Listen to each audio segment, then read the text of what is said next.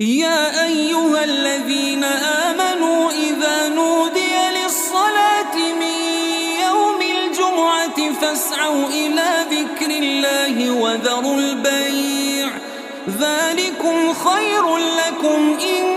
كنتم تعلمون فإذا قضيت الصلاة فانتشروا في الأرض وابتغوا من فضل الله واذكروا الله كثيرا لعلكم تفلحون.